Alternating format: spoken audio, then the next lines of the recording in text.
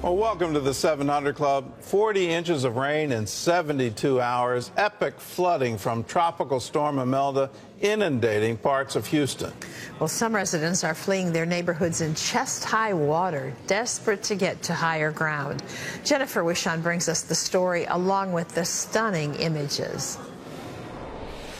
It's being called a 1,000-year flood, but it's only been 2 years since the region cleaned up after Hurricane Harvey's historic flooding. Yesterday afternoon, Tina and Robert Horn headed to Walmart for groceries. 9 hours later, they were rescued from their flooded car. I hit that water. Poof, That was it. How deep? car's floating. Car was floating. Oh, yeah, car floating. How Right there. deep? Well, it was up here. I'm like seeing it sideways so the current wouldn't knock me frontwards. Flooding is being blamed for the deaths of 2 men, including one who drowned attempting to drive through 8 feet of water. We always told folks, turn around, don't drown.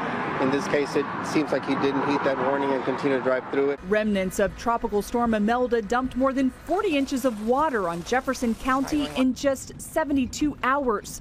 And in Harris County, emergency officials making at least 1,700 high water rescues. And everybody was like, get out the car, it's about to get higher, you can't do nothing about it. In Beaumont, the Coast Guard plucked victims from water and flew them to safety. It's a devastating blow for families like these, some with as much as 5 feet of water in their homes, many wading through chest-high water to flee their neighborhoods. It's been relentless, and we just can't escape. It's like we're on an island here. As waters rose, this herd of cattle joined people in a rush to higher ground. These people have been standing around for hours now, and it looks like it's going to be a while longer. In the Houston region, some 5 million residents may not see high waters recede until well into the weekend, the beginning of another long road to recovery. Jennifer Wishon, CBN News. Oh, this is an epic storm on top of another epic storm. Just 2 years ago, Houston was completely flooded by a hurricane, and to see it happening again. Operation Blessing teams were dispatched yesterday. If you want to be a part of the disaster relief, all you have to do is call us, 1-800-700-7000, or you can write to us, CBN Center, Virginia Beach, Virginia, 23463.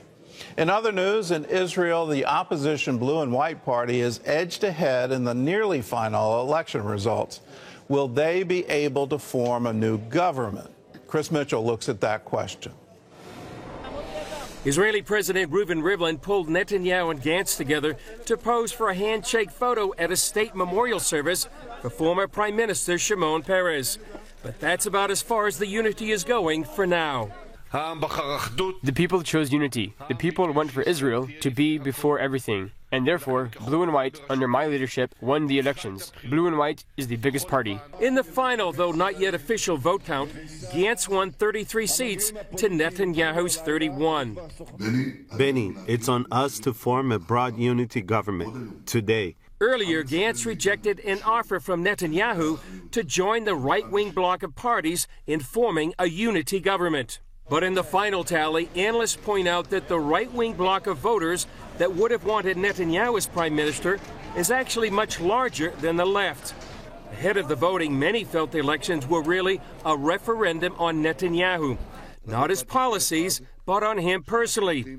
And because of personal rivalries and policy issues, some of those parties will no longer join together in a government, giving Gantz an advantage. However, without the Likud or some of the religious and right-wing parties, Gantz has no chance of forming a government.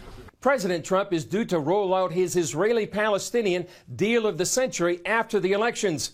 But looming threats from Iran and its proxies may take center stage sooner rather than later. That could force Israeli parties to work together in a national unity government, whether they like it or not. Chris Mitchell, CBN News, Jerusalem.